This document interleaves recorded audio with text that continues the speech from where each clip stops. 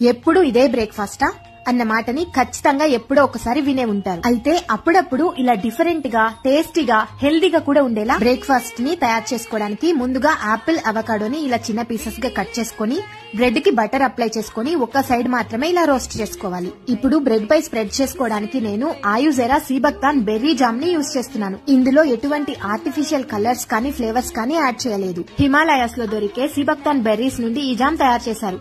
ఇందులో vitamin C తో పాటు యాంటీ ఆక్సిడెంట్స్ కూడా చాలా రిచ్ గా ఉంటాయి. ఇమ్యూనిటీ బూస్ట్ అవ్వడానికి చాలా యూజ్ అవుతుంది. ఇలా జామ్ స్ప్రెడ్ చేసుకున్న తర్వాత సన్నగా కట్ చేసుకున్న ఆపిల్ పీసెస్, అవకాడో పీసెస్ ఇలా అరేంజ్ చేసుకుని ఇంకొక బ్రెడ్ స్లైస్ పైన కూడా జామ్ అప్లై చేసుకుని ఇలా సెట్ చేసుకుని ఇప్పుడు ఒక గ్లాస్ లో డ్రై నట్స్ పౌడర్ తీసుకుని గోరువెచ్చటి పాలు ఇందులో పోసుకొని ఇలా సర్వ్ చేశామంటే ఎంతో టేస్టీగా న్యూట్రిషనల్ రిచ్ బ్రేక్ఫాస్ట్ రెడీ అయిపోయినట్లే. అలాగే ఆయుజెరా